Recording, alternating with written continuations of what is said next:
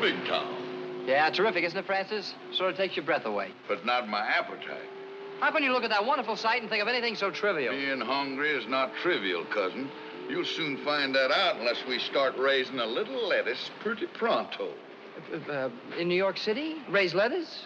Oh, you mean money? Yeah. Oh, well, don't worry. We'll get a job. We Let me see. What would I be good at? getting into trouble. I think I'd be best suited for the newspaper business. Yeah, I can see it now. 42nd and Broadway. Extra. Read all about it. Extra. I don't mean selling them. I was an editor once, you know. You? Yep. What paper? The Weekly Informant. Weekly. Never heard of it. It was in high school. Here we go again. The Rover Boys in New York are from pauper to publisher. You have no confidence in me, have you? Check. Well, I don't expect to be an editor or a publisher right away. Modest boy. But with my background and my experience, I'm sure to get some very important position. Something I'm really fitted for. You'll see. Yes, yes.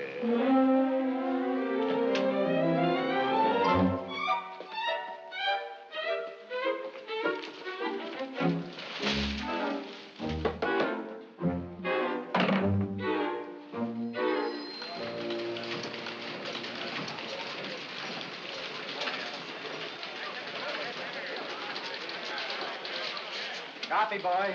Rewrite.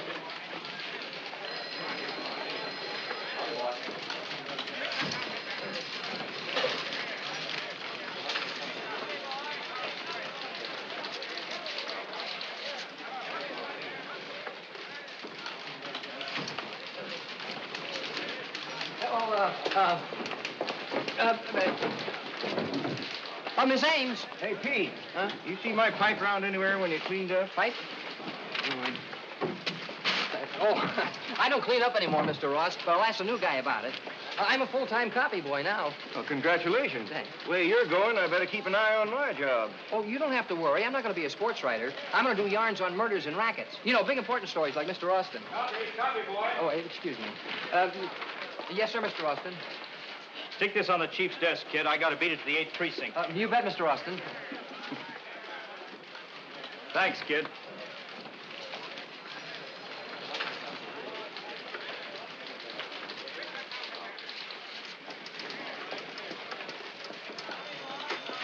Did you call this a gossip column? Frankly, I think it's dull. Deadly dull. Is it my fault high society's turned over a new leaf this week? Then why did young Van Cleve get a black eye at the Cameo Club?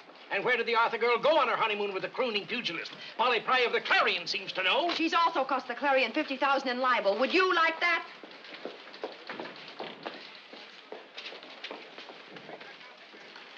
Well? Mr. Austin's copy, sir.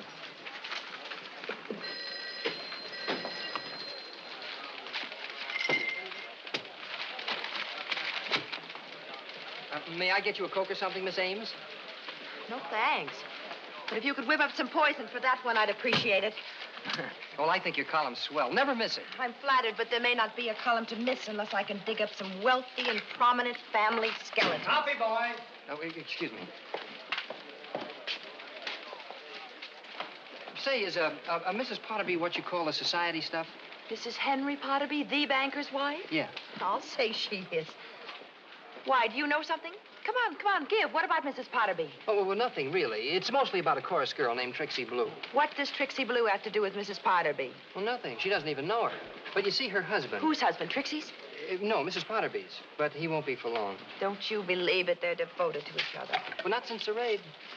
Raid? What raid? The one at the Wilburton Arms. Say, what's the name of that perfume you use? Oh, 5 Roses. Now, look, about that raid, who did the raiding? Mrs. Potterby. She found her husband in one of the apartments. And that's where Trixie Blue comes in? Oh, no. She was there all the time. It's her apartment. Look, Sterling, are you That's my last name, Miss Ames. I wish you'd call me Peter. My friends do. All right, Peter. But are you sure about this Potterby yarn? Of course I'm sure. Wouldn't tell you if I wasn't. But where could you find out about it? Well, that's something I can't tell anyone. But if you don't trust me, maybe you better wait and see. Copy, boy.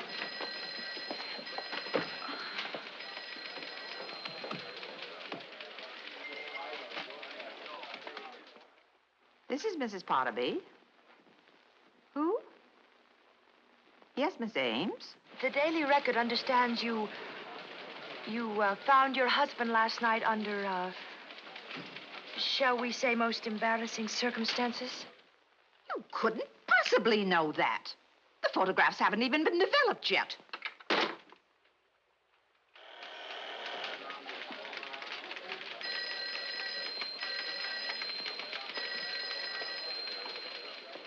You were right as rain, Peter, darling. I'll never doubt you again. Oh, can I take your copy? No, I'm going to take this one into his nibs myself, but thanks a million.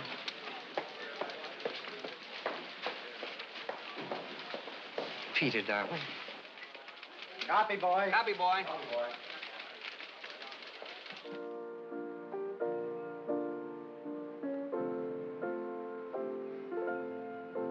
While the soft breezes sigh, as in days long gone by, boom, boom, way down in Missouri, where I heard this melody. Watch it, Harry, when I was a pickaninny on my mammy's knee, oh, the dark is boom, boom, dee-dum, boom, boom, boom, boom, boom, boom, boom, boom. Hey, Pete, how about chow? Oh.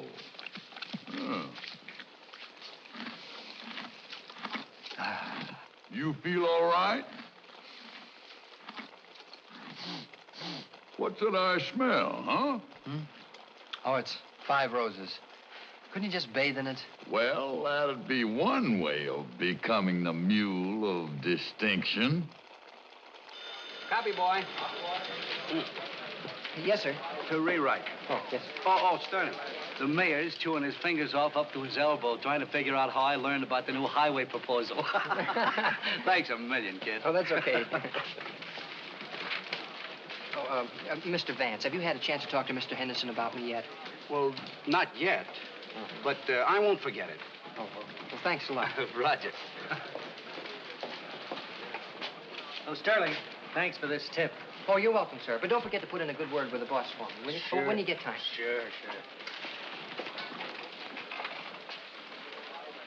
A peach or a peach? Pete, you got any stray sports items laying around? Well, I don't know if it's important, sir, but the Cleveland Indians are trading Phil Garris for Bernie Schwartz. You don't know if that's important. When did this happen? Oh, it hasn't happened yet. They're meeting secretly tonight in a secret place to close the deal for a secret amount of money. Boy, would I like to know how much that is. Oh, the secret amount of money is $40,000.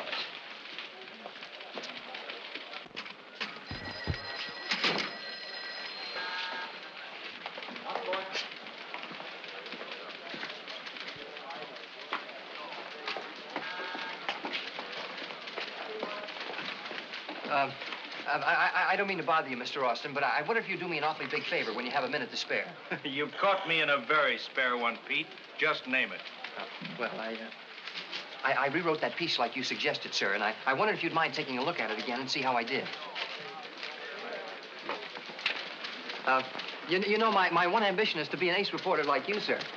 And, of course, I know it takes a long time, but I want to help expose crooks and stuff. Stuff is right, as in Turkey, which is what you can do with that double-talking rehash on the 10th Avenue murder. How can I get a yarn on it when the DA and the police have clammed up, even on City Hall? But you're an ace reporter, lover boy. A little thing like that shouldn't stop you. Get a story. Get a story, the old buzzard. No one even knows who the corpse is yet.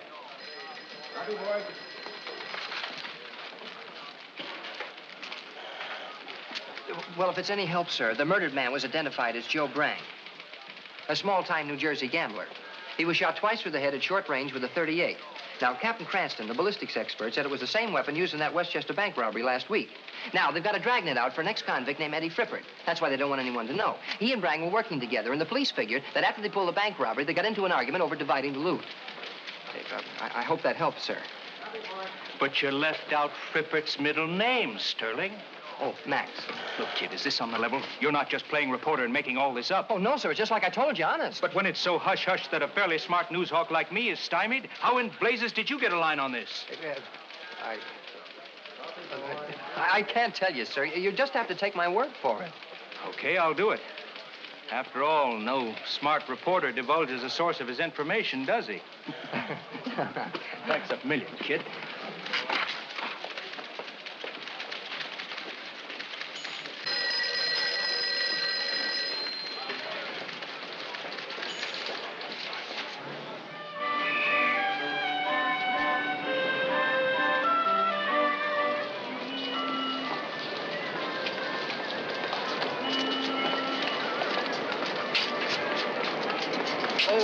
Will you save me a special bunch of violets for tomorrow, Mrs. Chekhov? I have a date for the movies. Oh, that's fine, Mr. Sterling. With your nice little girl. No, with a lady. Oh, well, I'll save you a nice bunch for you. Well, thank you very much. Bye. Oh, hello, Mr. Bruno. Buongiorno, signor Sterling. Oh, gracias. Buenos Aires. ¿Cómo está el amigo tuyo? Huh? How is it, your friend? Oh, Francis. Sí, Francis. Oh, he's fine. Thank you. Just fine. Bye. Pazzo. See you, Patsy, all right. Pazzo. Oh, hello, Mr. Scola. Hello, Mr. Sterling. I'll have 4 bunches of carrots, please. Just a set of the Lester bunch. Yeah, but I asked you to save some for Francis. Sorry, tomorrow maybe. Salvador, let me have a few cucumber, please.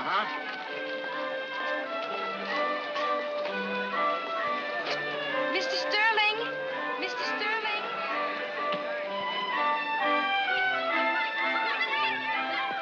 We were running short, so I saved these for you. Oh, gee, thanks a lot, Miss Scola. You called me Maria yesterday. All right, Maria. Oh, I hope your father won't be angry about these. I know he doesn't like Francis. Oh, it's not that he doesn't like Francis. He just thinks it's foolish of you to keep such an expensive pet. But Francis isn't a pet. He's a friend. Well, I know, and I've explained that to Papa. Well, then he doesn't think I'm foolish anymore. Oh, no. Now he thinks you're crazy. Oh. Oh. Well, thanks a lot for these, Maria. Looks like your little Maria. She's a crazy nuts about the guy next door. She's not a crazy nuts. He's a crazy nuts. What did you say that, Salvador? You remember the old staple I keep in the back when I used to be peddler? See, Well, this man, he pays me every month to keep his pet over there. it's not so crazy. Everybody likes to keep a pets. But this pet is a mule. A mule? You don't mean to say una mula? Sì, una mula. Una mula, Quando possibile. ti dico che quella è pazza, è pazza. Ma deve essere per forza Ma pazza. quello va a finire al Ma manicomio. no, ma su... Seconds? Oh, thanks. Excuse you. Oh. Here's your paper. Thanks, Pete. Hey, here's the story I gave you on that Joe Brain killing. Sure. Made front page. Well, how come it's under Dan Austin's name? Oh, I passed it along to him. Why? He's our best reporter. Oh, why should any reporter get his name on your story, huh? Well, it'll be different after tomorrow. Yeah? I'm going in and demand that Mr. Henderson make me a reporter. Oh, says you. Hey, they're raising taxes again. Remind me to write a letter to the president. Francis, I think the time has come for me to settle down. Lead a more normal life. I want to get married. Come again? I said I want to get married. That's what I thought you said. I'm in love. I thought you looked goofier than usual, but on you, it's hard to tell. It's a wonderful feeling, Francis. You've been watching the birds and the bees? You know, when I look at her, Oh. I get hot and cold, cold and hot. Yeah. And when she looks at me, it's like being struck by lightning. Oh. My heart starts going Oh. pitter-patter, patter-pitter, like the raindrops. And my blood starts roaring like a hurricane. Is that love or a weather report? That's not funny. You don't seem to realize this is one of the most important moments in a man's life. A man, he said. She ain't a bad dish as females go. Who isn't a bad dish? Maria. Maria? Why, she's just a little girl. I'm going to marry a woman of the world. Alberta Ames. Well, kiss my great Aunt Regret who won the Derby. Not that tomato that writes all that grape juice in the Daily Record. Alberta is not a tomato. Be that as it may, have you set the date? Huh? No, not exactly. I haven't even proposed to her yet. Oh, then the dame hasn't lived yet. I'm taking her to the movies tomorrow night. Gee, I wish you could see how sweet, how wonderful, How lovely. Love. It's worse than a bad case of hoof and mouth disease. You have no understanding.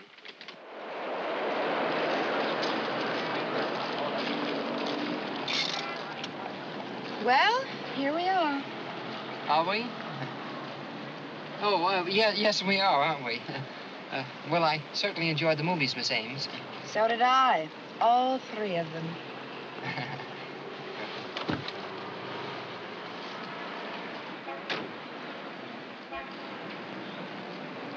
Oh. Well, it's been a wonderful evening, Miss Ames. Thanks for bringing me home. Good night.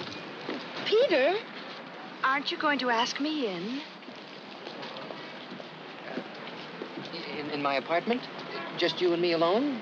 Well, after all, Peter, I do trust you completely. Oh, yes, yes. Well, it's just that, well, after all, I'm a man of the world. Tish, tish, tish.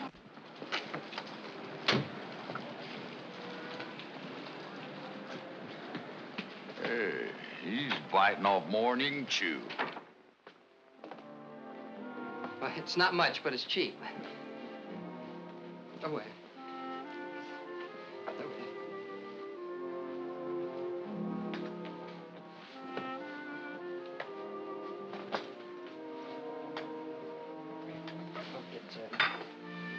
Thank you, Peter.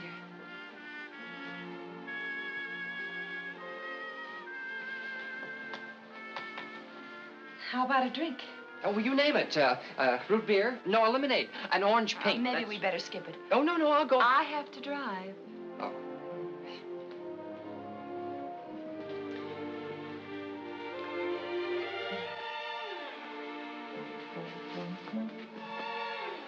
Why don't you sit over here?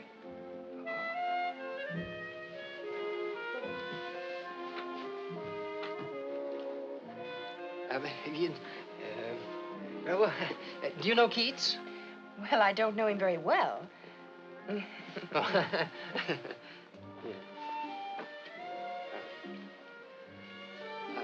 Miss Ames. Alberta to you, Peter, dear. Alberta? Gee, thanks. You know, I just love the smell of that 5 roses on you. Oh, I didn't know it was noticeable. Oh, I'd know you by it even if I were blindfolded. Alberta, I have a confession to make. Yes, Peter? Well, you dropped this in the office the other day, and I picked it up and kept it. I hope you don't mind. Mind? Why, I'm flattered. I may even say I'm thrilled. Well, you know, there comes a time in every man's life when he has to start thinking of the future. Peter, you're not going to pop the question. Yes. Alberta, tomorrow I'm going to ask Mr. Henderson to make me a reporter. Well, I think you'd make a good reporter, Peter, with all your connections. Connections? Well, you know where you get all that wonderful inside information. Oh, that. Don't you think you ought to let Alberta in on it? Just to prove how much we trust each other. Please, don't ask me. See? You really don't trust me. I do. Then you mustn't keep secrets from me. Yeah, but... Please, Peter. Tell Alberta.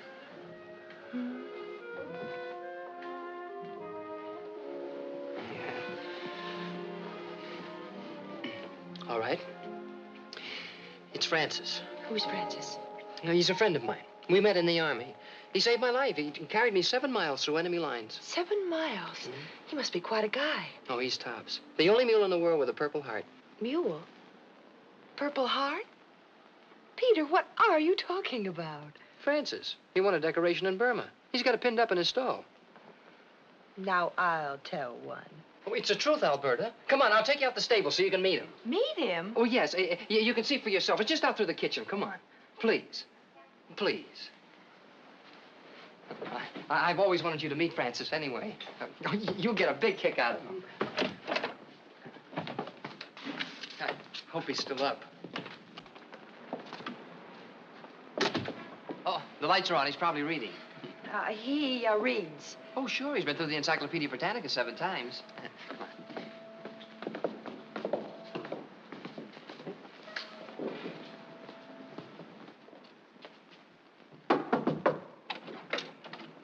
Hiya, Francis. You decent?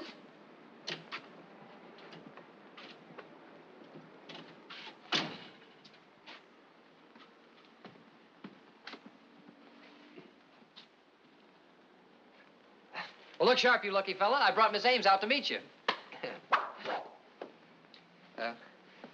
Alberta, this is Francis. Well, say hello to the lovely lady. I think he's waiting for you to say hello first. Oh, now really, Peter, I'm... Well, he's a little unusual when it comes to things like this. Oh, that's putting it mildly. Oh, well, hello, Francis. Now, come on, let's go. Wait. Francis, where are your manners? Say hello. Let's not play games, shall we, Peter? You've had your little joke, and it's been grand fun. But now, if you'll both excuse me, I've had enough. Please, Alberta, you must believe me. Francis gives me all my news tips. He picks them up over the back fence. Gossiping with the neighbors, no doubt. That's right. You see, a lot of traffic cops keep the horses in the stable next door. And Francis talks things over with them every night. With the traffic cops? No, with the horses. You must think I'm a complete idiot. Not complete, doll, but you'll do. Why, you little... Alberta, If so much as ever come near me again, I'll... But you don't... There goes the bride. Scratch one tomato. Well, now you've done it. Blondie, I've done you a favor. Well, she'll never speak to me again. That dame is just playing you for a sucker. I will not tolerate such disrespect for the future Mrs. Sterling. You'd have a better chance with Cleopatra. She's dead. You'd still have a better chance. Grow up, will you? Look, I'm old enough to decide things for myself, you know. Ha, ha, ha. So that's how it is. Lucky for you that I'm a Mueller principal. What do you mean, principal? I promised to make a reporter out of you, and I'll keep my word. But after that, you're on your own. Well, Francis, Snap off the lights on your way out. All right. All right. That's the way you want it. Jack? I'll show you. Roger? I'll get to be a reporter without your help. I'll talk to Mr. Henderson in the morning. Ha ha. I'll show you. Yeah.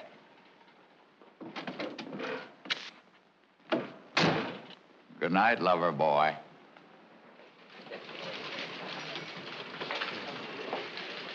Mr. Henderson, sir, I've been here quite a while now, and I think it's high time I became a reporter.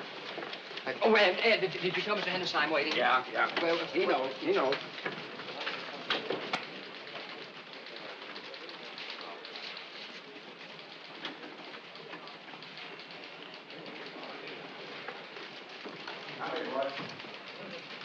Well, beautiful, how'd you make out last night? Terrific. I met the informer in person. Oh, tell me more. His name is Francis. Francis? Uh-huh. And he is the stupidest, rattiest-looking mule I ever laid eyes on. He really has a mule? A mule. Oh, you're kidding. I am not kidding. He took me out to the barn and he introduced me to the filthy beast. But it wasn't in the mood for chit-chat. I knew the kid was punchy, but I didn't think he was that bad. He was either punchy or awfully smart. What do you mean? It's a pretty good way of telling people to shut up when they get too curious. Mr. Henderson, I've been here quite a while now, and I think it's high time that I be... Oh, Ed, did you tell him I'm waiting? Yeah. He knows. Oh, Dan. Yeah? The boss wants to see you, and he's running a temperature. What's eating the old buzzard this time? The chief of police and the DA are in his office.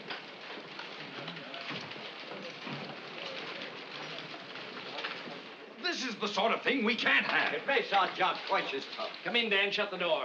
Well, good morning, gentlemen. Crime must be taking a holiday. Never mind the wisecracks, Austin. It seems you've upset the authorities no end. Where did you get the lowdown on the Joe Brang killing? Oh, so that's it. Was it somebody in my office? Was it someone in the police department? Now, we've got to know because we want to know, young man. Just a moment, gentlemen. A newspaper man can't tell you where he gets his information. I've been saying that for an hour. It's a matter of ethics. Ethics be hanged. If it's someone in the police department, I'll make him Come sorry in. for the... Well, If you please, sir, I'd like to speak to you. can't you see I'm busy? But this can't wait, sir. It's terribly important. Well, what is it? What is it? Well? Well, sir, I have been here for quite a while now, and I think it's high time that I became a reporter, sir. And I... Well, all the You boys pick are... a moment like this? Get out. Get out. We've had a dragnet out for Eddie Fribbit. And because of your premature story, he's given us the slip. He's probably in Mexico or on his way to Europe by this time. Excuse me, sir. All right, son, you've asked for it. See the cashier. You're through. But all I want to tell you about this, Mr. Frippard. I don't care anything about... Now... What about Eddie Frippert? I know where he is. You what? You know where he is? Yes, sir. Well, where is he? Where? I don't think I should tell you now that I don't work here anymore. Better call him back. What do you mean? He is where I got the story. What? Get him! You! Come in here. Do you want me, sir? Get in here. Well, let's have it. Come on. Where is he? Where's who? Frippert, Eddie Frippert. Where is he? You said you knew. Oh, I do. Well, speak up, boy, speak up. Well, I don't work here anymore. For heaven's sake, you work here. Are you sure? You work here. Put it on paper? You work here. I do? Now, where's Eddie Frippert? Well, he's at 318 DeLacy Street, apartment 3B. Police headquarters, quick. He's under the name of Eddie Phillips.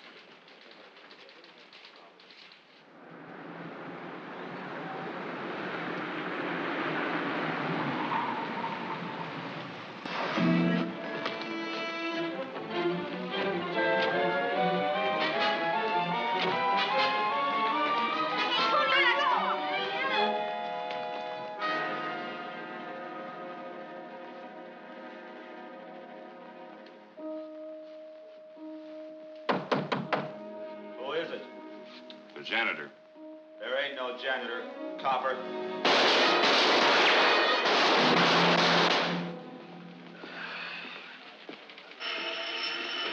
Hello? Your call. Oh. Hanson speaking. Good. You were right, boy. I'll be right over. Well, Frippert was there. He's in custody. Ah.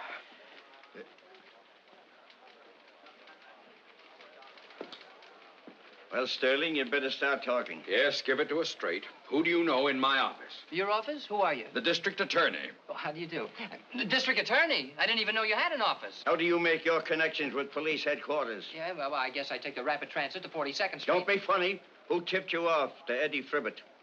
Oh, that? Yes, that. Well, I can't tell you. Why not? I can't tell you, that's all. Go ahead, Pete. Tell him about your mule. What mule? What about a mule? Sterling has an educated mule that tells him things. What? What sort of nonsense is this? He doesn't mean Mule Johnson, who was with the Tracy mob. No, this mule's name is Francis. Oh, stop beating about the bush. Now tell us where you get your information. I can't tell you. Good boy, Sterling. Lesson number 1. A good reporter never divulges the source of his information. Yeah, but really, Mr. Henderson, if you'd only... A reporter? Me? Well,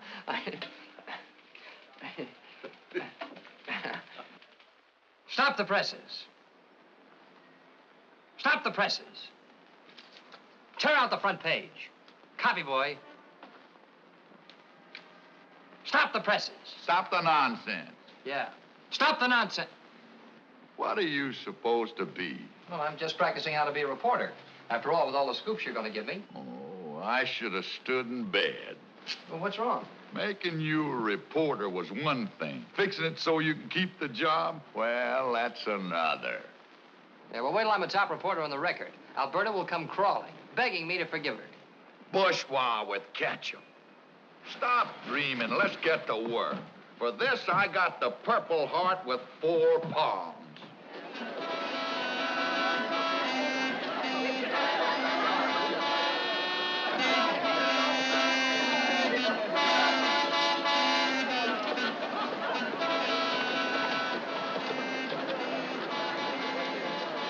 Hey, you.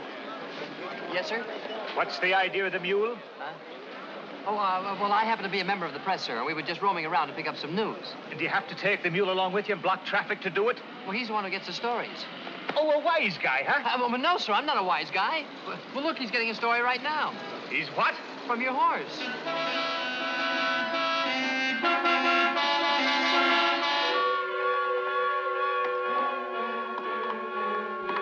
I tell you, there's nothing wrong with me. Look, the square pegs in the square holes, and the round pegs in the round holes.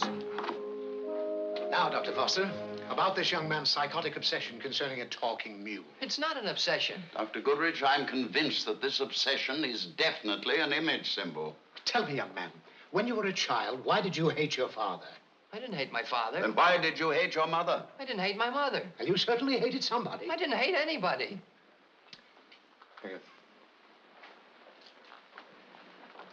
Tell me, Doctor, what do you think? Do you suppose we ought to... 20 seconds longer than the last time. Come in. Yes, officer, what is it? Okay, Doc. I'll take him off your hands now. Come along, kid. The man's waiting for you. The man?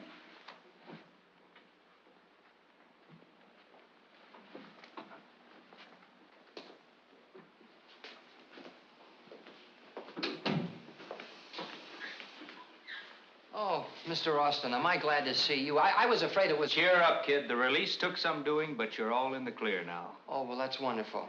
Does Mr. Henderson know? Not a thing. I covered up for you. Oh, you're swell. Thanks a lot. Look, kid, there's no point in antagonizing the police unnecessarily. Forget all this nonsense about the mule. Yes, sir. But you know where he is? Where who is? Francis. I said forget it. Yeah, but if he doesn't hear from me, he'll worry. Worry? A mule? Well, yes, he's very high-strung. High-strung? Yeah, I've been in that room now for 3 hours. I've been pushing a square. I am not going to move another peg until Mr. Austin arrives to get me out. Get you out? He's the one who put you in.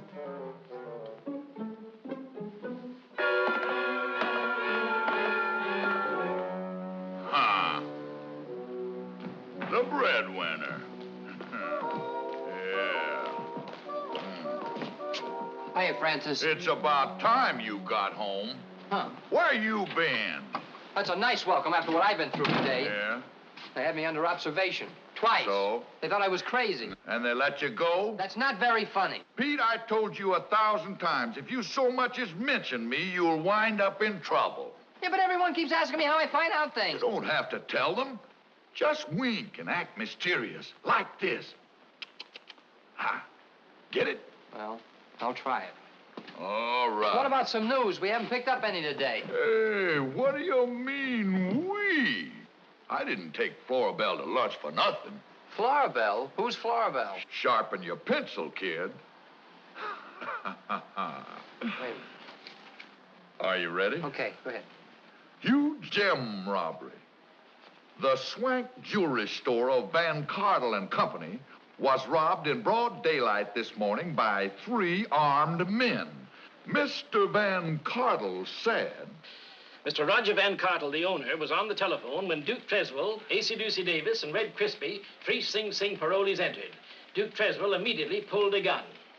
Sterling, in my 30 years of newspaper work, that's the neatest piece of reporting I've come across. Oh, well, thank you, sir. Not a word on the police radio, nothing on the teletype, and you've scooped every sheet in town, even to identifying the robbers. I don't see how you did it. Oh, connections.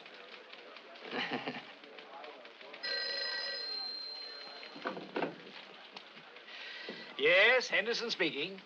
Yes, Chief. What? Are you sure?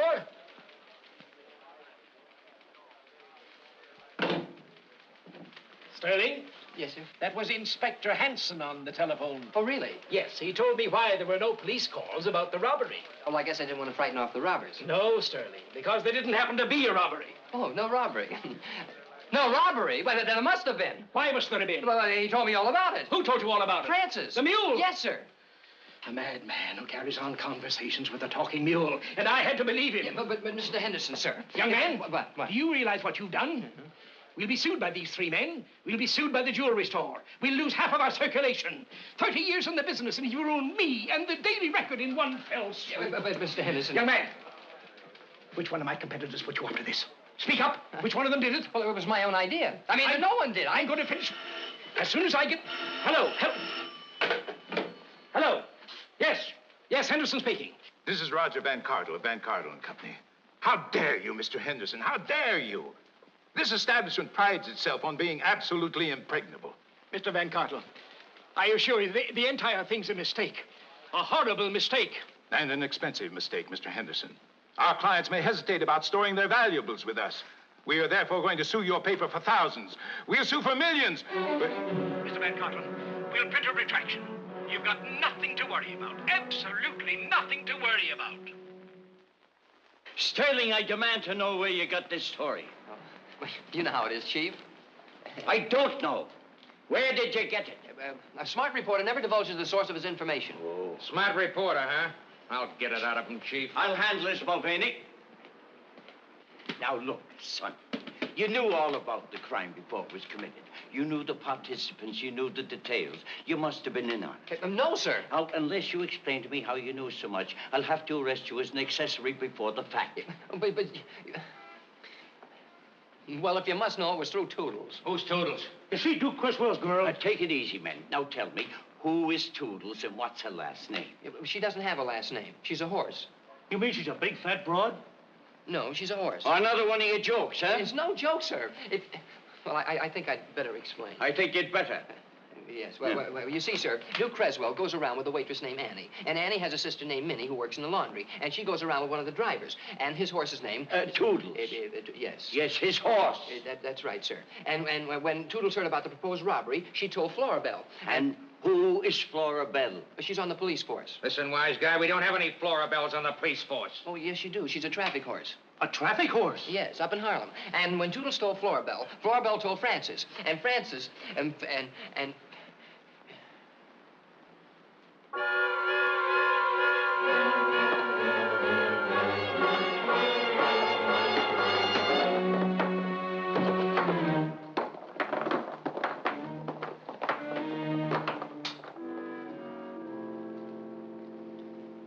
Splendid, young man.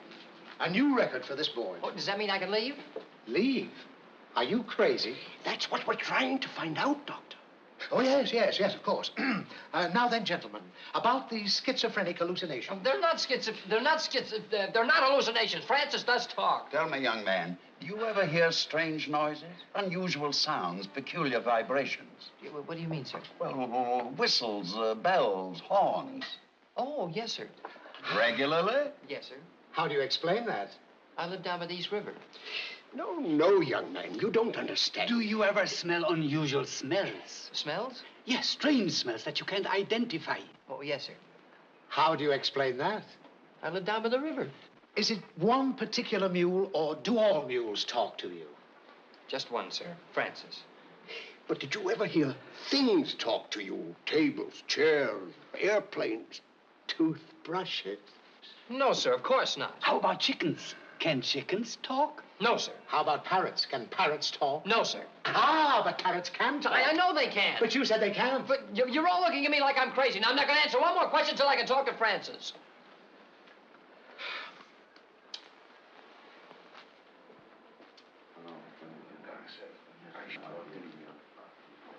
What do you think, gentlemen? I say, let him talk with the animal. It might be most interesting. You mean the mule will come here? No. I'll go along with Sterling and observe his behavior during an actual period of hallucination. Young man, we've decided to let you converse with this mule. Well, it's about time. May I use a phone? Phone? Telephone a mule? Yeah. No. We want you to speak to him in person. And Dr. Goodrich will go with you. Yeah, but... Yes. Good afternoon, Francis. So this is Francis. Yes, sir. There couldn't be any mistake, could there, Sterling? No, sir. Francis, this is Dr. Goodrich, a psychiatrist from the hospital. Would you please tell him that I'm not crazy? Is the mule talking to you now? No, sir. Now, Francis, I know we've been through this before, but please, you can't let me down now. Easy now, easy. No, he's just being stubborn, that's all. Oh, is that what it is? Yeah, every now, time come here, my boy. I understand perfectly. You are worried because your animal friend won't speak to you. Well, yes, sir. But you needn't be. You must realize that there's nothing unusual in what has happened to you. I've seen hundreds of cases, and they recover. Yeah, but there's nothing wrong with me. I know. In your mind, there is a void. Well, like a vacuum in nature, it demanded filling, you see. Not exactly. Almost always we find such cases seek some person or animal who is in trouble. Hurt, suffering, or miserable. Like this silly creature. Just look at him. Undersized, dull-eyed, spiritless, decrepit, stupid. As sad and broken down a beast as ever heaven created. But I still got my own teeth. Can you tell? Who said that? I did. Who is I? I is me. But who is me? Well, don't you know who you are, Doc? Well, I told you could talk, didn't I? I told you. Sure I can talk, but none of this drivel I've just been listening to. It is not drivel. Why, here is a clear case of hyper-imaginative reaction induced by emotional starvation. Acute symptoms of urban claustrophobia. Hogwash. Don't you believe him, young man? I've had many years of successful practice. Many years. Doctor, you know what I think? No, and I don't care. I think you're off your rocker. Impossible. Why is it impossible, Doc? I'm the psychiatrist. Common medical reaction. We use a garden term to describe it. The God complex. Very common. That'll do. That'll do. Calm yourself, Doc. Now, just a few questions I'd like to ask. Tell me, are you married? I am not. At your age, do you go out with girls? I have no time for women. Clinically correct. A good income, Doc? Largest in the hospital. Hey, that fits together nicely. Quite a build you got there, Doc. Remnants of an athlete? What do you mean, remnants? Well, Doc, we ain't as young as we once were, are we? Just that my hair's thinning. Tell me, how do you sleep? Perfectly. No dreams? Of course I dream. About being chief of staff at the hospital? Well, yes, as a matter of... My dreams are my own affair. I'm being insulted. Yeah. Get me out of here. Of course. Get me out. Get him out. I think we'd better leave. Yes, take him I'm out. being insulted. Get me out. Get me out. Unhappy case. Next patient.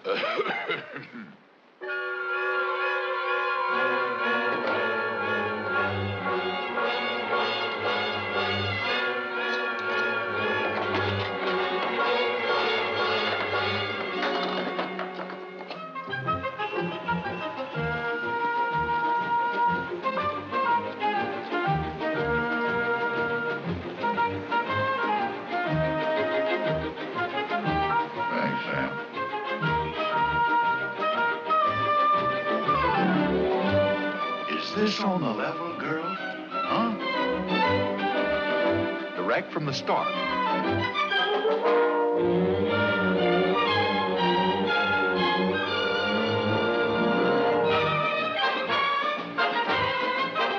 Wall Street. A lot of my cousins got their assets frozen here in the year 1929. Pete, a fella tried to sell me that Brooklyn Bridge once. You know something? What? I should have bought it. Thanks, Jake. You're sure on the ball today. Hey, yeah. This is new. Come on, Francis. Check. The Duchess of Jersey is eloping with her chauffeur. Mother should see me now. Pretty, ain't it? You know, if them fellers could get together in there, they could help a heap of folks over a high hurdle of human understanding. Yes, sir. You mean you silly plugs can't find out who's the head of this protection racket? Huh? Nick's on the right people. You better lay low for a while.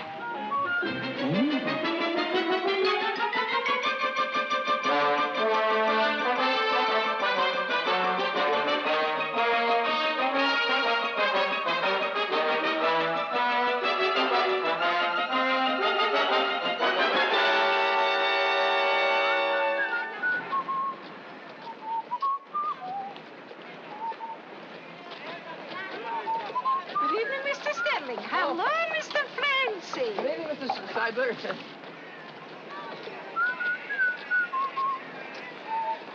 Oh, good evening, Mr. Scola. Oh, my good friend, Mr. Sterling. Here, have a nice apple. Maria, look who's here. Oh, thank you. Hello, you nice mule. You really make a nice pet. I like you very much. Hello, Peter. I saved these turnips for Francis. I thought he'd like them for a change. Well, that's certainly nice of you, Maria. Thank you very much. Thank you. Go on, run along. They make a nice couple. Maria, was that a lunatic? Lunatic? What do you mean, a lunatic? You know who that is? That is a Pietro Sterling, DA #1 newspaper reporter. He's a big shot. Io told him he was a coconut. Coconuts? Non dire coconuts, mi fai perdere la pazienza. Hai detto che era un pazzo. Perdo la pazienza e non Ma sai quello no, che tu sei una succede. bandiera. You know, we haven't seen very much of you these days. Well, the newspaper man has a pretty busy life, Maria. Oh, I know. I see your name in the paper every day, and I'm so proud. Are you really? Yes, and so is Papa. Oh, then he doesn't think I'm crazy anymore, huh? Oh, no. Now he says, oh, that fellow Pietro, he's got a plenty of brains upstairs.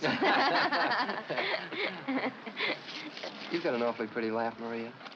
Do you think so? Yeah, it bubbles. It kind of makes you want to laugh some more. Oh, fudge. What did you say? I said I'm a pretty good judge. Peter, you always think of me as a little girl, don't you? Well, you are, aren't you? I'm going to be 18 tomorrow. 18? Tomorrow? Uh-huh. Well, you certainly don't look it. I suppose it's the way Papa dresses me. He still wants to think I'm his little bambina. Oh, bambina, that's cute. Well, that's not too bad after all. Hey, why don't we go out tomorrow night and celebrate your birthday? Oh, Peter, I'd love to. Oh, that would be a real birthday. Well, I'll tell you what we'll do. We'll go out.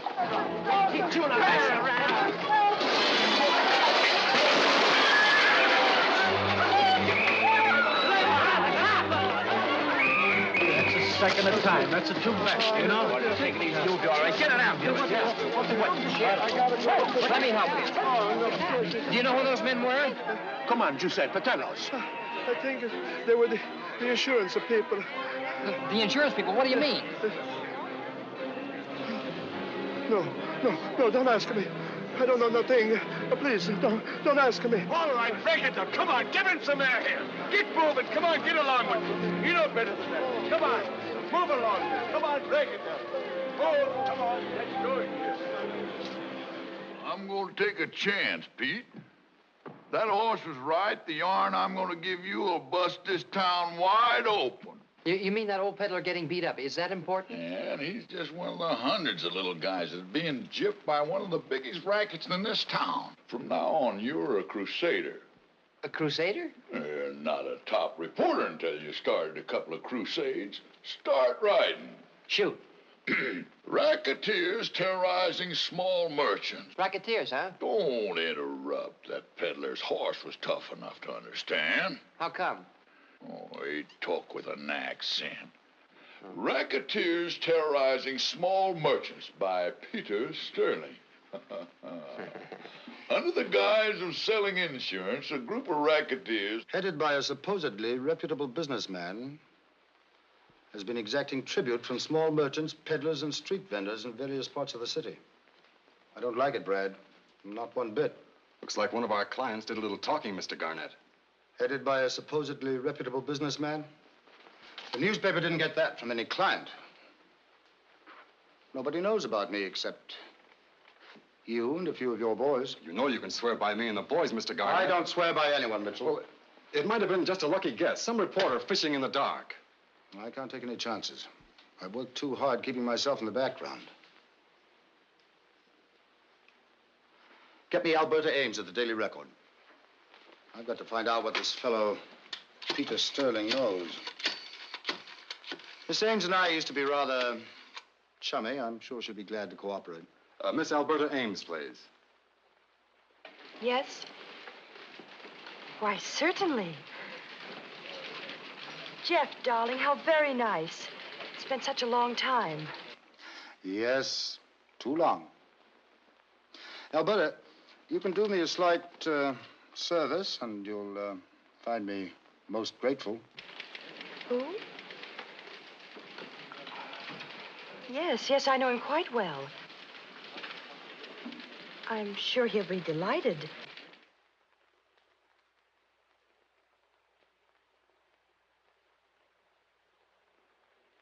The cosine of light over infinity calculates out to x. That figures.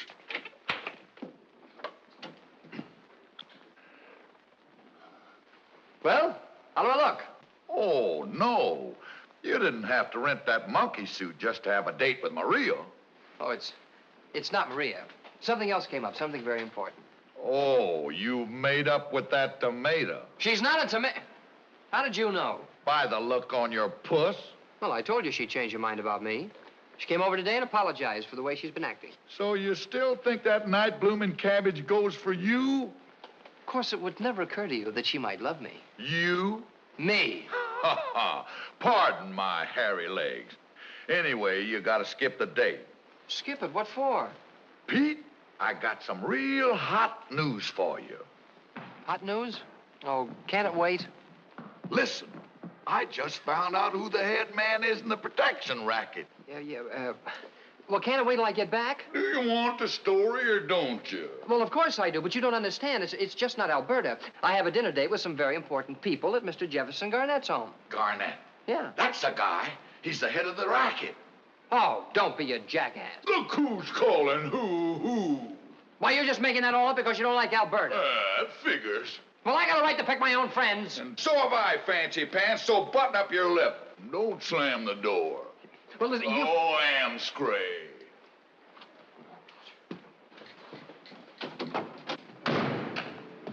Oh, Peter!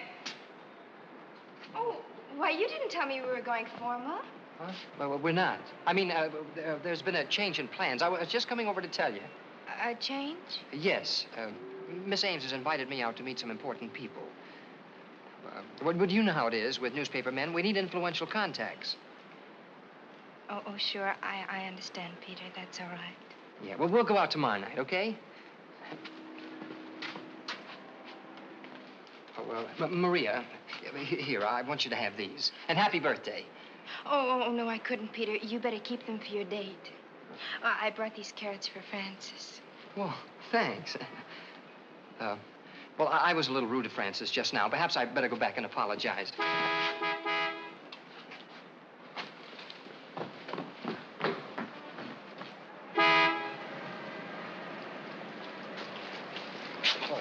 Here, you give these to Francis. No, bye. Good evening, Alberta. Well, Petey boy, don't you look shy? Oh, well, you look beautiful, too. Here. Oh, they're lovely, Petey.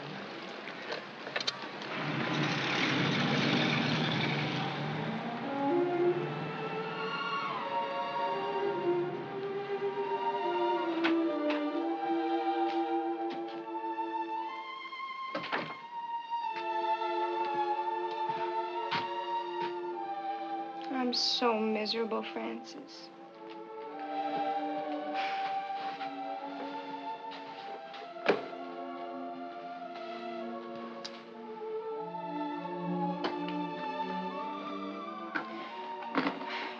I'm so crazy about him.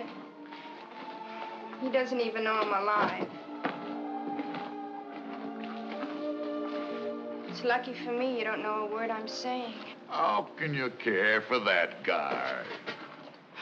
Francis! All right, all right.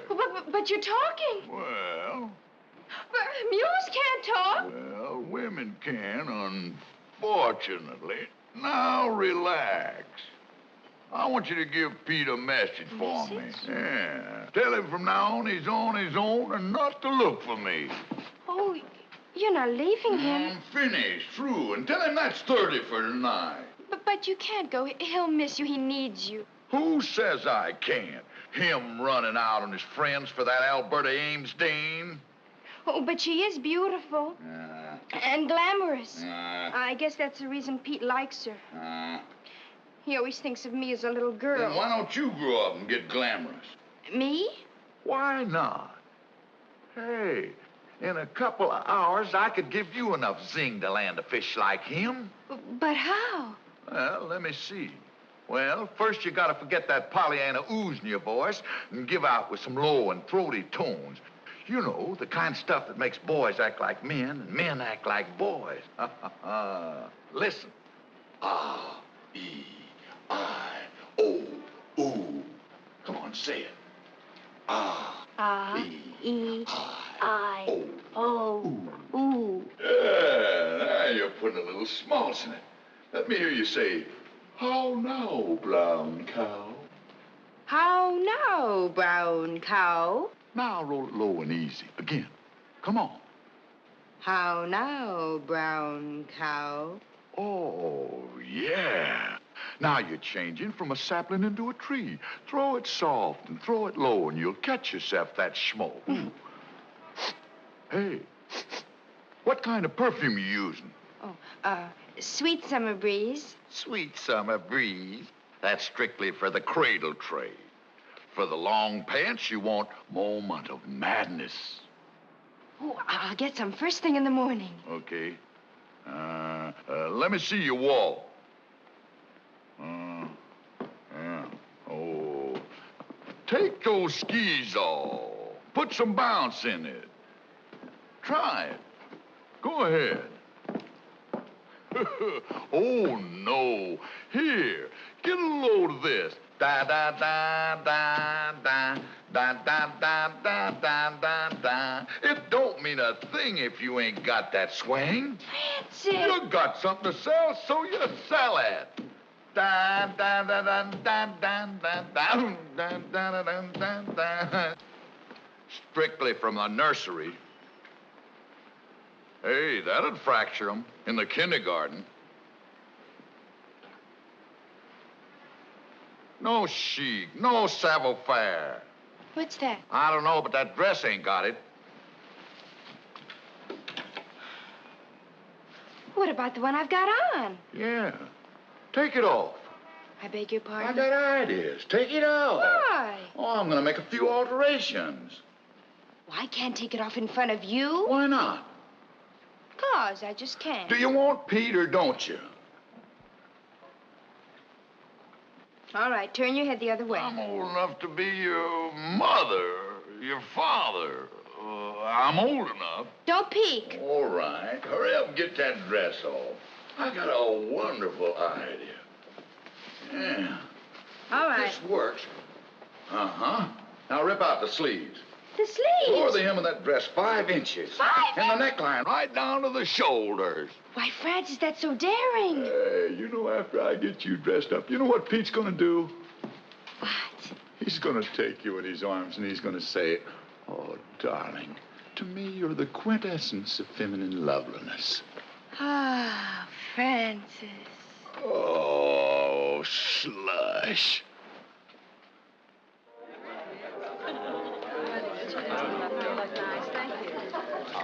Getting everything you want? Very nice, Mr. Garnett.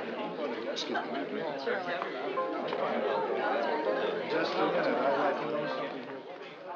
And how are you two getting along? Oh, just fine. It's a lovely party, Mr. Garnett. Oh, it certainly is. Well, I was very pleased that you could come. Thank you. You know, I've been watching your career with a good deal of interest. Well, have you really?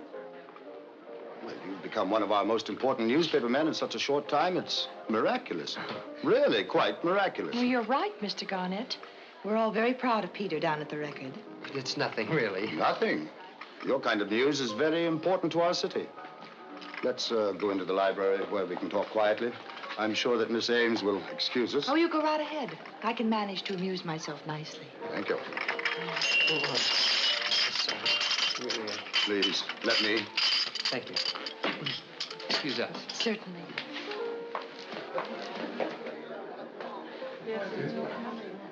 Fortunately, I can.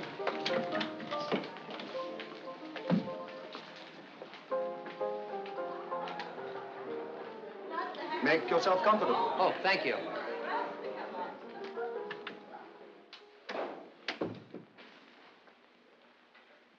That was a very interesting story you had in today's Record. Oh, I'm glad you enjoyed it, sir. There's one thing that puzzles me, though, P.S. P.S.? What's that?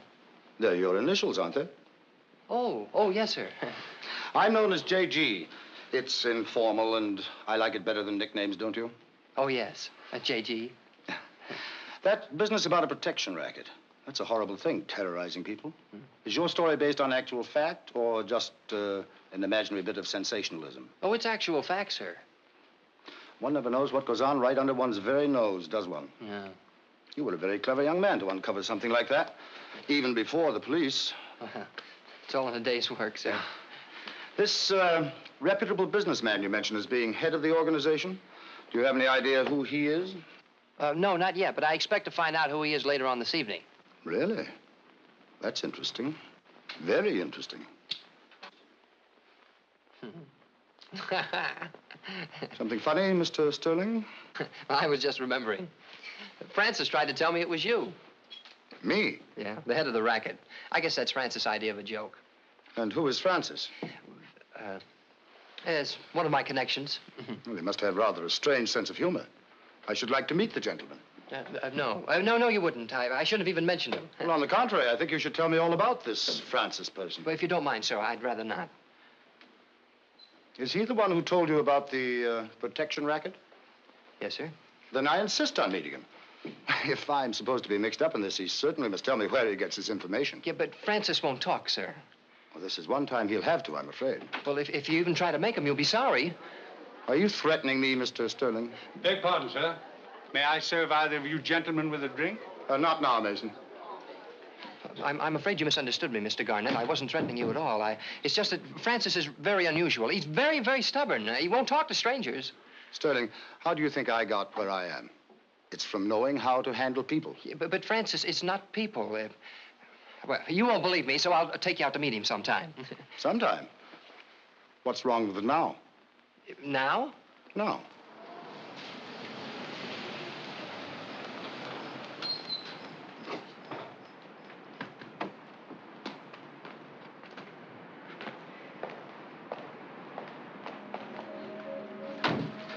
He lives in a place like this? Oh, no, sir. I live here. Francis lives in back, in the stable. Oh. Did you say stable? Oh, yes, sir. What sort of character is he? Well, he's, well, I'd rather you'd see for yourself, sir. I'll lead the way. There's something strange about this boy, Parker. If I'm not out in 3 minutes... I understand, sir.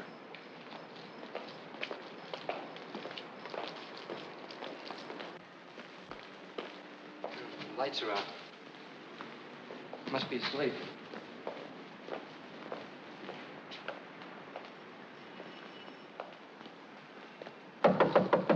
Wake up, Francis. I brought company. Hard sleeper. Francis!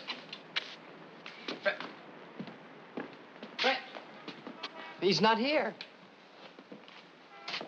You mean to say somebody lives here? Well, you better prepare yourself for a surprise, J.G. A surprise? Yes, sir. I was afraid to tell you before for fear you wouldn't believe me, but, well, Francis isn't a man. Well, this is hardly a place for a woman. Oh, well, Francis isn't a woman either. Isn't a man, isn't a woman. What in blazes are you talking about? Francis is a mule. A mule? Yes, sir. Well, I didn't come down here to visit any mules. What about this person who's been giving you those newspaper stories? Well, that's Francis, sir. The mule? What sort of juvenile prank is this? Oh, it's not a prank, sir. Oh, wait till Francis gets back. You find out. Gets back? Where is he? Yeah, he's probably out getting some stories. Sterling, are you talking about a mule? Yes, sir. I know it sounds unusual, but Francis is an unusual mule. Wait till you talk with him. You'll see. Wait till I what?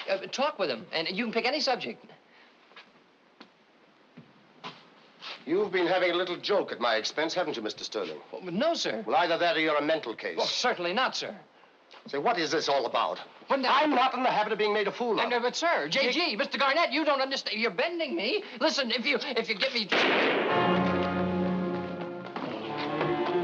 Mr. Garnett! Mr. Garnett! Mr. Garnett, speak to me. Mr. Garnett, speak to me, Mr. Garnett. Listen. I heard a shot. Mr. Garnett. Oh, he's dead. Look, the killer's outside. I gotta get... No, you don't. I don't what? You don't go away. What do you mean I don't? I didn't kill him. We'll let the cops decide that. Oh, no, it's police. But I didn't do it. I didn't do it, I tell you. I didn't do it, I tell you. I didn't do it. All right, then, who did? I don't know. Maybe Mr. Garnett had enemies. Jeff Garnett was a respected gentleman. A respected... Mr. Hanson, how can you say that? He was head of the protection racket. Where did you get that fantastic notion? From Francis. He tried to tell me, but I thought he was kidding. Who's Francis? I told you, gentlemen, that... Don't start that mule talk again. If you're trying to build up an insanity plea, Sterling, it won't work. Look, if you just send for Francis, he could clear this whole thing up in a minute. Look, will you please send for him? Me send for a mule? Yes. I should say not. Well, then would you send for the girl that lives next door to me? She'll bring him here. What's her name? Maria Scola. Maria Scola? What connection has she with this case? Maria? Well, none. She's been outside in that waiting room for 2 hours. Maria's been out. Sit down.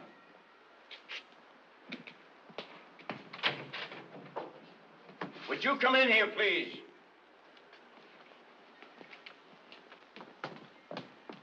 Maria, am I glad you're here? Oh, I came as soon as I heard. You gentlemen are all wrong. Peter didn't kill Mr. Garnett. I know he didn't. Well, that's what I've been trying to tell him. I've been over here. Gee, you look different. It's your hair. And the dress. And your eyes. Everything. You really think so, Peter, honestly? Well, yes. Well, I never noticed before. But you're so pretty. I mean, you've grown up. Oh, thank you, Peter. You know,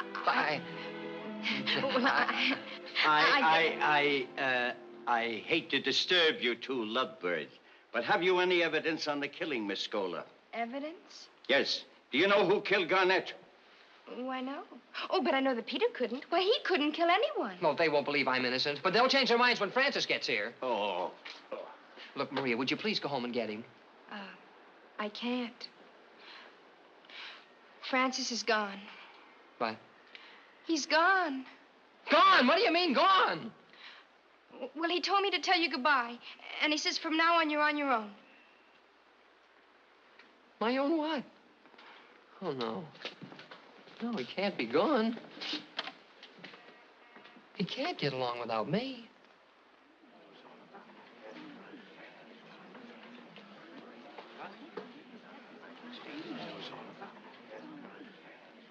And you are certain, Captain Cranston, that the bullet which killed Jefferson Garnett was fired from this gun, Exhibit A?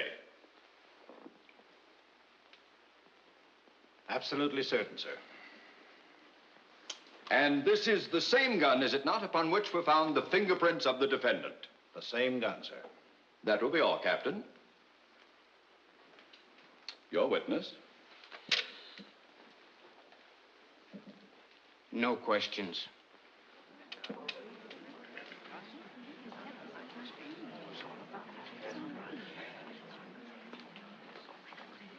And when I reached the stable, I saw Mr. Garnett lying dead on the floor.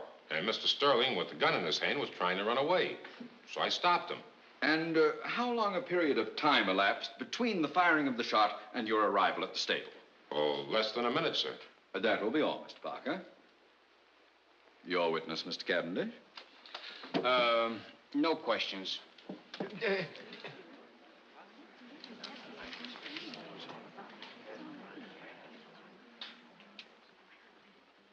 I was serving the guests. I went into the library for a moment. And what did you see and hear? Mr. Garnett, may he rest in peace, was facing this person.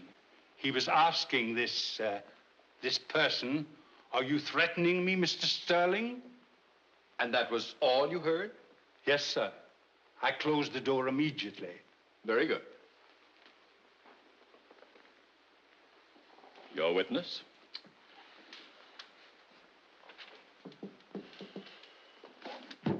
No questions. Aren't you going to ask anybody any questions? What's the use? Our only hope is to throw ourselves on the mercy of the court. Oh. What?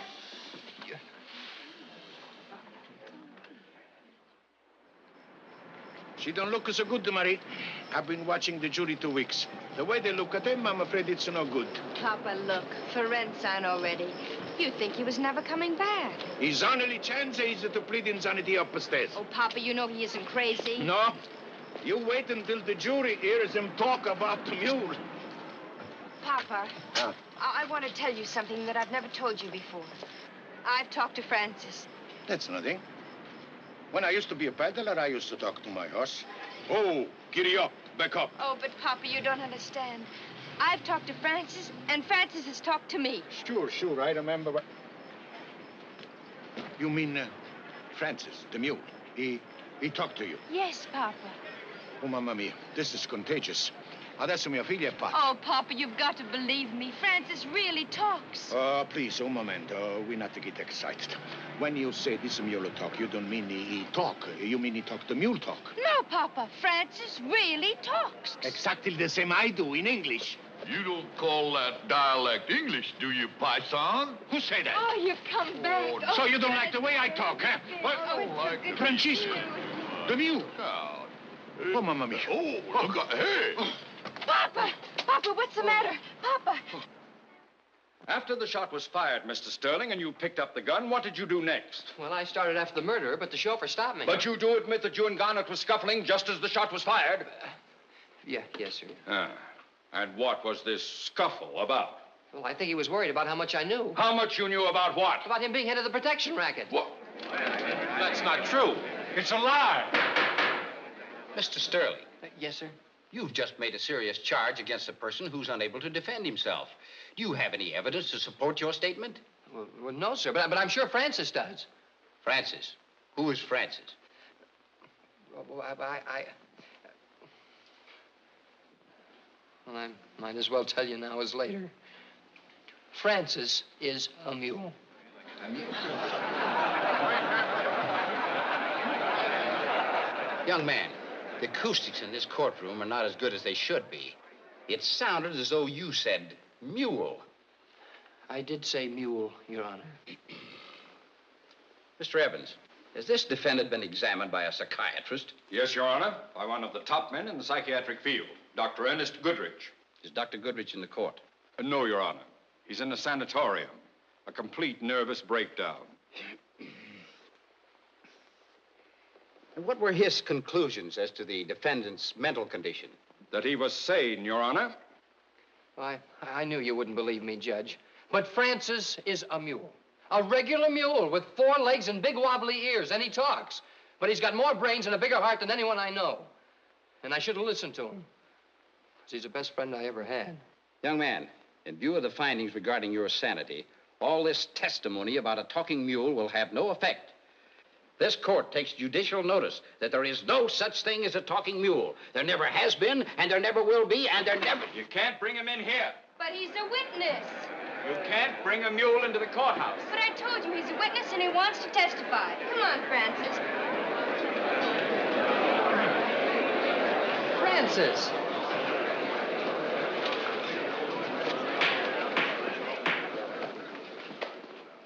Young lady, what's the meaning of this? Sir, this is Francis, and he's come here to help Mr. Sterling.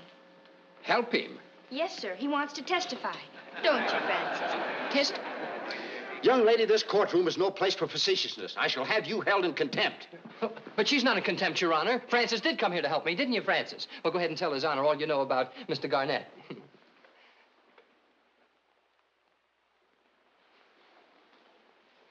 Go ahead. Say something. Speak up! Young man, are you trying to convey the impression that this animal, this dumb animal, has the gift of speech? Well, I don't know if it's a gift, Your Honor, but he speaks all right when he feels like it. Yes, well, apparently he didn't feel like it. Well, I guess he wants to be sworn in first. Yeah. Sworn in? This is ridiculous. No, sir. Excuse me. Mr. Cavendish, would you ask Francis to the witness stand, please? Me put a mule on the witness stand? I should say not. Yeah, but he'll testify about Mr. Garnett and the protection racket. Won't you, Francis? Oh, I've taken all the interruptions I intend to take. Bailiff, clear this beast from my courtroom. Your Honor, you mustn't. You can't. Mr. Cavendish, you're my lawyer. You're supposed to be helping me, so would you please put Francis on the witness stand? I couldn't. Why, I'd feel like a jackass talking to a mule. And how'd you think I'd feel talking to a lawyer? No, there's no need for sarcasm. That wasn't you. That was the mule. I hope to kiss a duck it was the mule.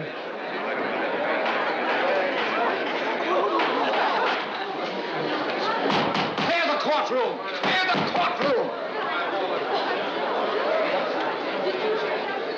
Take the stand. All right, Francis.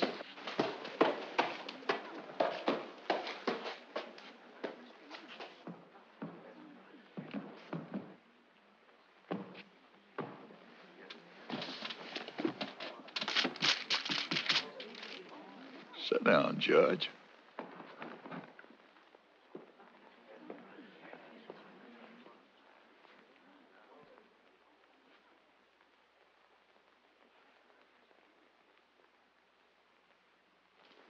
Raise your right hand. Your right foot. Well, raise your right hoof. This is the best I can do. Yeah. You hereby swear to give to the cause now and hearing the truth, the whole truth, and nothing but the truth, so help you? I do. What's your name? Francis. Is that Francis with an I or Francis with an E? What kind of a crack is that? Well, are you a boy mule or a girl mule? Well, that should only interest another mule. Well, we need the information for the records. Are you a male or a female? Do I sound like a soprano? It's Francis with an I. Well, he's waiting for you to question him. Huh? Oh. Yeah.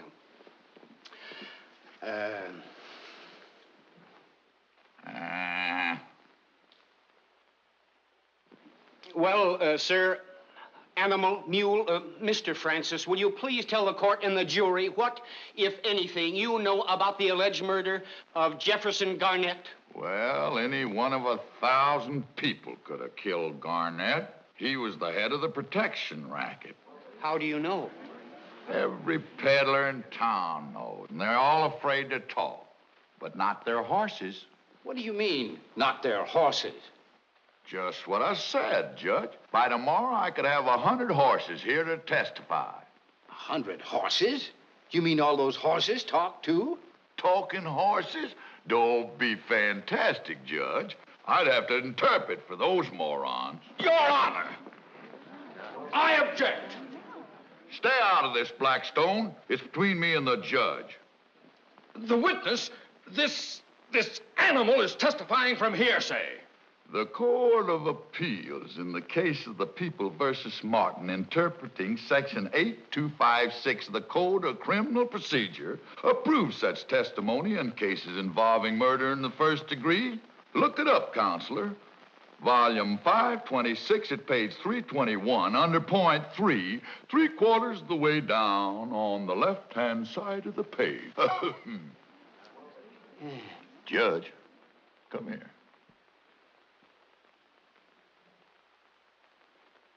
If you'll adjourn until tomorrow, I'll have Garnett's real killer for you.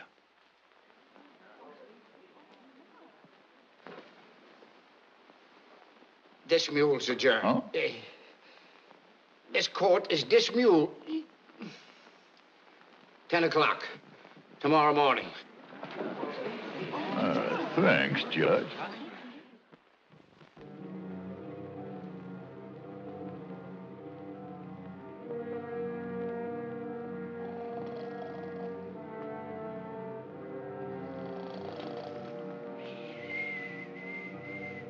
Oh, no.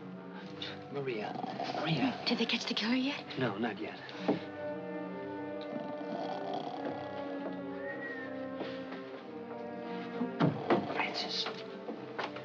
Francis, wake up.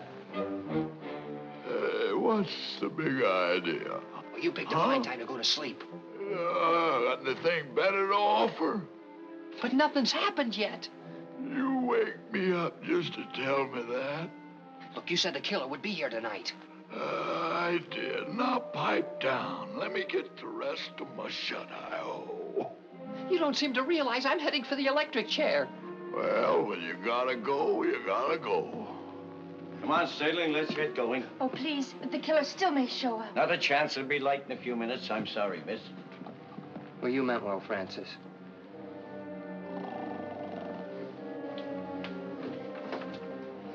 My trial's as good as lost right now. Come on, Sterling.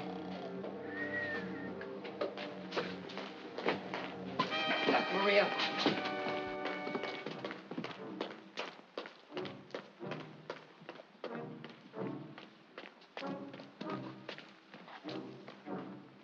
It's stolen.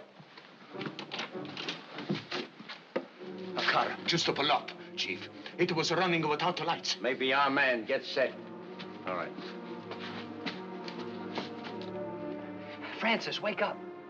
Wake up, Francis. Oh, I'm awake. Well, the killer's here. Well, that figures. But you still haven't told us why he's coming here. To kill me. To kill you? Oh, no. Yeah. He's afraid I'll put the finger on him. Shh. Get your head down. Now.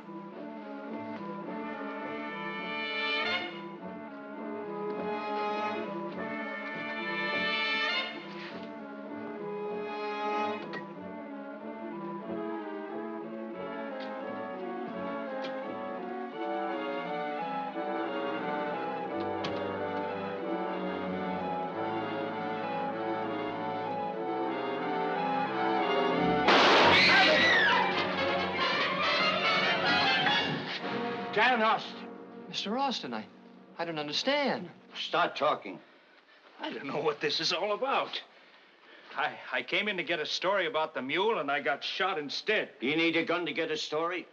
I always carry a rod. Have ever since I was threatened by a hoodlum. As I came in, I heard noise and drew the gun. That's all there is to it. You're lying, Austin. Am I? Suppose you prove I am. If you know anything, we'll get it out of you. Yeah? You're not scaring some frightened kid. Wait a minute. I'll handle this. Come on, start talking, Stop you. him. He'll kill me. Sterling, talk to him. He'll listen to you. Oh, well, when he's like this, he won't listen to anyone. Come on. Start talking. Go on. Go on. I'll listen to you, Mr. Austin. Tell us why you killed Jeff Garnett. I don't know what you're talking about. Don't you?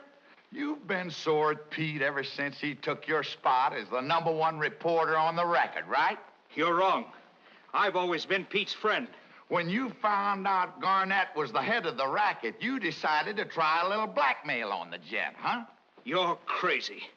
Then when Garnett refused to be shaken down, you got cold feet. That's the most ridiculous thing I ever heard. Is it? You was afraid Garnett'd get you, so you got him first and tried to kill 2 birds by pinning it on Pete. You're a disgrace to the newspaper profession. You can't prove a thing. I don't have to prove it. I'm giving you 3 seconds to admit it. Better talk.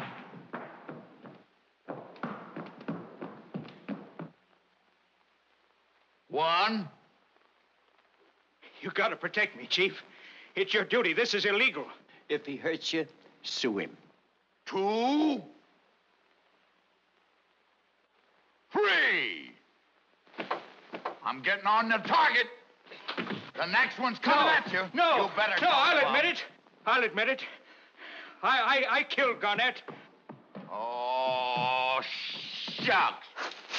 Just when I was gonna have some fun, you gotta confess. Shooting off your big mouth. Yeah. Are you ready to go home, Francis? Oh, with autograph hunters and sightseers stampeding that joint?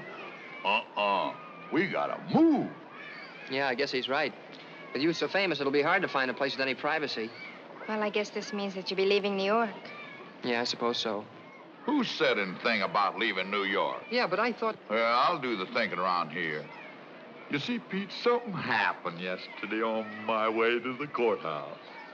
What do you mean, something happened? Well, oh, guys, I feel Francis, so good. look me straight in the eye. Yeah. Why, Francis, you're in love. Oh, he couldn't be. Why not? I'm only human. I was just strolling through the park yesterday, and there she was. Who? A chick. I always was partial to blonde. Oh, gosh.